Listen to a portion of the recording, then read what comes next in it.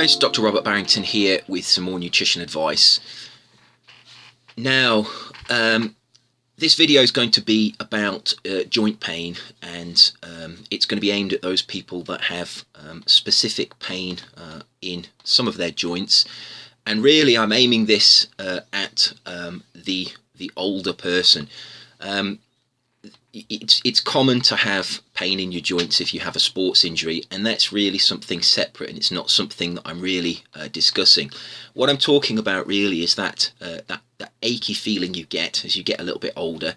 And my younger subscribers probably won't understand what this video is about, because certainly when I was younger, this wasn't really apparent. And as I've got older, I've noticed that you do pick up aches and pains in some of your joints. Now, where you get aches and pains is really down to what activity you've been doing. So for example, I play the guitar quite badly. I haven't been playing for 20 years like some people, but those people that have been playing the guitar for a long time, and they're continually using their fingers, they may find that they get arthritic type pain in their fingers as they get older. I like weightlifting. I've done bodybuilding for a long time, and I've got this type of pain in my back, and it's very common as you get older for these types of aches and pains to appear. One of the signs that you get that you've got this kind of wear and tear, arthritic inflammation in your joints, is an early morning stiffness. When you get up, you feel stiff, you feel very inflexible, and it takes you a while to get the flexibility back in those joints. I don't think this is anything to do with how healthy you are, and from my experience of life, most people experience this. The onset is different for everybody. Some people get this earlier than others, but after you hit about 40, my experience is that most people will experience some type of arthritic pain in some of their joints, not always the same joints. And this video really is aimed at those those people that are experiencing that type of pain. It's a mild, very low grade pain. It comes and goes. It's generally worse in the morning. It's generally worse when it's colder. It's not debilitating, but it can be a little bit uncomfortable, and it can cause pain, and it's not particularly pleasant. But there are ways that you can minimize this nutritionally, and the first thing I would say is, obviously this comes down to a healthy diet. Obviously all of my videos really have the caveat that you should be eating a healthy diet. Diet has been linked to inflammation. A poor quality diet, a Western diet, has been shown in many studies to increase inflammatory pathways and exacerbate any inflammation that you're going to experience. So the first thing that you should do really is, if you're experiencing any type of joint pain, is really look at your diet. Eating a Western style diet, so that's lots of processed carbohydrates, that's trans fatty acids, that's processed oils, processed fats, a lot of convenience foods, the sorts of foods that most people in the developed Western nations consume. If you're consuming that type of diet, that is going to be problematic in terms of the amount of inflammation that you produce, and that is where you first need to that's the first problem that you need to address. So what you would need to do to improve your diet is swap your refined carbohydrates, your refined sugars, for complex whole grains. So that includes breakfast cereals, it includes any added sugar, it includes any products that have got added carbohydrate to them. Try and consume just whole grains. It means eliminating processed and oxidized fats, so that can be processed supermarket vegetable oils. Many of the processed convenience foods contain processed and oxidized vegetable oils, and it really means trying to consume more fruits and vegetables. So if your diet really should be a plant-based diet with the addition of protein that can come from either vegetarian or non-vegetarian sources, and you really need to eat this whole food diet in order to decrease the inflammatory effects that you would get from consuming a typical Western diet. So that goes without saying on all of my videos. That's that's the type of diet that really everybody should be consuming. It's a little bit different for everybody. There's no one right diet for everybody, but really this typical Western diet, it's been linked to disease, and one of the ways that it causes disease is through this pro-inflammatory effect. So that is going to have a detrimental effect. And if you are experiencing any type of joint pain, looking at your diet as a whole, and I don't want to go into that in too much detail. If you want to have a look at how you should eat high quality foods and what high quality foods are, please look at some of my other videos. There's many other resources on the internet as well that you can look at to see what you should eat as part of a high quality diet. What I really want to concentrate on is 3 nutrients that I think are really helpful for people that have this type of joint pain. So if after you've addressed your diet, there's 3 things that you can do that I find personally have helped me, and there is good evidence in the scientific literature that they have these effects as well. The first one that I would say that is often overlooked as an anti-inflammatory is ginger. Of all of the compounds I've ever tried, ginger for me works the best. Now that's not to say it's going to work well for other people, because I do accept that some of these nutrients have different effects on different people, but of all the things I've ever tried, plain powdered ginger from the supermarket as a spice, mixed into a drink or mixed into a smoothie, incorporated some way in the diet, has been the most effective pain reliever for joint pain that I've personally ever used. You can also use ginger in its whole root form. You can slice it and you can put it in hot water. You can put a bit of lemon in there. Now there is a lot of anecdotal evidence that ginger is very good for arthritic pain.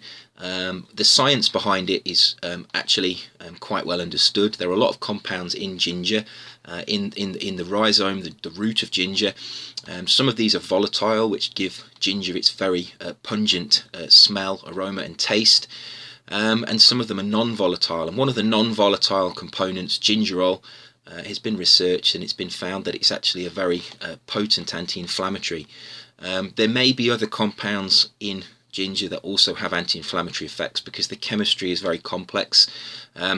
With many of these herbs, many different compounds have been isolated, and it's not fully understood what they all do, but in particular gingerol has been quite heavily researched and found to be a very potent anti-inflammatory, and it may work in a very similar way to non-steroidal anti-inflammatory drugs. It may inhibit similar enzymes, similar metabolic pathways, and this would explain its very useful anti-inflammatory effect. So that's one thing that I would recommend. Now I take ginger as a powder, just as a spice. You can buy it off the spice rack. I have tried it before as sliced ginger from the root, and it seems to work in the same way. I don't think there's a difference.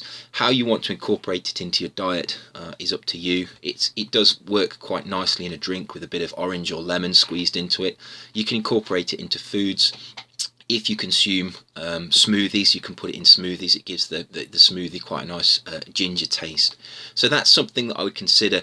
Personally, I found that very helpful. Something that's not worked quite so well, but I do find it has an effect. I don't feel the effect is quite so acute. I think it takes longer for the effect to work, but another compound that's worth considering is glucosamine sulfate. The science behind glucosamine sulfate, glucosamine is a component of glucosaminoglycans in the body, and those glucosaminoglycans are incorporated into cartilage.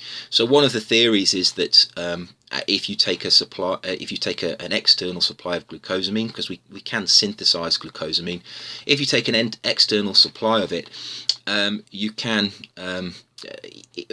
repair or decrease the inflammation in joints by supplying the raw materials to be able to increase the turnover of cartilage. That's one of the theories. This would explain why it takes a little bit longer to work, but the evidence in the scientific literature is actually very good. Many studies have shown that glucosamine has a positive effect on inflammation. Many people report a reduction in joint pains. This type of arthritic joint pain I'm talking about, it seems to be very effective at that type of inflammation. So that would make sense. It does seem to fit with that hypothesis. it has been compared to non-steroidal anti-inflammatory drugs, just as ginger has, and again, it's it's very comparable in its effects. The benefit of glucosamine seems to be that it has the same type of pain-relieving effects as non-steroidal anti-inflammatories. However, the effects seems to come a little bit later, but the side effects are much less. So, it is a very effective compound if you look at the scientific literature, and certainly anecdotally, people that have used it have reported to me that it's effective, and I did find myself it did have a beneficial effect. It's just not as quick acting as ginger. I find ginger will work in a day or two. Glucosamine, I think, takes more like weeks until it starts working properly. And that would be supported by the fact that this hypothesis about it being part of the cartilage might be correct. There are a couple of things to say about glucosamine. There's another similar compound called chondroitin sulfate, chondroitin is available in different forms, but mainly as chondroitin sulfate. Chondroitin is just it is a compound that contains glucosamine. You break down the chondroitin to get the glucosamine out of it. So really, it's no different to taking glucosamine. Assuming that the theory that we're talking about is correct. And it tends to be more expensive, so I always recommend that you would stick to glucosamine sulfate, and the scientific literature is more conclusive about glucosamine sulfate than it is about the other glucosamine compounds and about chondroitin sulfate. So I think glucosamine is the best form to take. Now, there's one other thing that's worth mentioning in terms of glucosamine sulfate, and that's the sulfate part of it. You can get, for example, glucosamine hydrochloride, and comparisons have been done. And when those comparisons have been done, there may be a more beneficial effect for glucosamine sulfate. And it has been hypothesized, and I have done a video on this previously, that it's actually the sulfate part of the glucosamine that might be having the beneficial effect. So this is turned the glucosamine sulfate theory on its head, and people have actually speculated that it could be the sulfur. Sulfur is required for joints. It is beneficial for joints. There are other supplements that contain sulfur. MSM powder, for example, is really a way of supplying sulfur, and that's been shown to be very beneficial for joints. So it could be that it's both the glucosamine and the sulfate that are beneficial. It could be just the glucosamine. It could be just the sulfate. It's not entirely sure. It's not entirely clear. But to be safe, I would always recommend taking glucosamine sulfate, so you've got the sulfur and the glucosamine, and therefore you're covering both of the possibilities. So that's something else that's worth considering, but it will be more of a longer term supplement, and because it possibly works in a different way to ginger, very much worthwhile supplementing them together to get a synergistic effect. The last of these three compounds that I'd recommend that has a very good anti-inflammatory effect are the fish oils. Now, fish oils contain two compounds of interest. They contain icosapentaenoic acid and docosahexaenoic acid. Now, these are both long-chain omega-3 fatty acids. Now, the reason they have this anti-inflammatory effect is because the icosapentaenoic acid and the docosahexaenoic acid can be converted into anti-inflammatory icosanoids and docosanoids. These are compounds, very short-lived hormonal compounds in the body that have anti-inflammatory effects. The docosanoids are perhaps more specialized towards inflammation in nervous tissue, and the icosanoids have more of a general cellular effect, but there may be some crossover, and the chemistry is very complex, and I'm not going to get into that now, but I want to try and keep this as simple as possible. These icosanoids and docosanoids have this anti-inflammatory effect. Now, the reason this is important is because many people consume too many omega-6 fatty acids. Now, those omega-6 fatty acids can produce anti-inflammatory compounds, and they are an essential. The omega-6 fats are essential; they are needed. But what tends to happen if you consume too many of them is that the flux through the omega-6 pathway is too great. This creates the production of arachidonic acid, and arachidonic acid it goes on to form a pro-inflammatory type of icosanoid, and this increases cellular inflammation. Now this is exacerbated by a poor diet, because arachidonic acid is found in animal produce and dairy produce. So if you consume a low quality Western diet that's quite high in protein, quite high in animal foods, quite high in dairy as well, not only will you be supplying too many omega-6 fats, which will be increasing your arachidonic acid content of cell membranes, you'll also be consuming arachidonic acid directly, and this arachidonic acid will build up in cell membranes and it will produce these pro-inflammatory icosanoids. What you do when you take fish oils is that you actually inhibit the production of some of those pro-inflammatory icosanoids, and at the same time you also produce some anti-inflammatory icosanoids, and this balances the inflammation in the cells. Now, one other thing that you can do, as well as taking fish oils, is decrease your intake of this arachidonic acid, and also decrease your intake of omega-6s, and this will decrease the arachidonic acid, and that will further decrease these production of these pro-inflammatory icosanoids. And this is why I said, that moving away from a Western style diet is very important.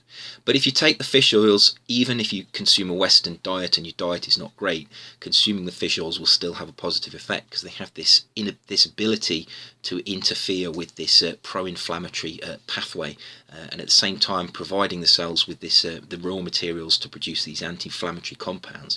So it's really a balancing effect. You're really rebalancing, you're redressing the imbalance in this omega-6 to omega-3 ratio that you had by taking the fish oils. But obviously, cutting out some of the omega-6s as well is going to have a more beneficial effect. So those three compounds, and actually I should say about fish oils again, they're not a quick fix. They tend to take a while. The fish oils, the icosapentaenoic acid and docosahexaenoic acid, it takes a while for these compounds to build up in cell membranes. So we're talking about weeks again. You're not going to see a very, very quick effect with fish oils, and I think the scientific literature supports that.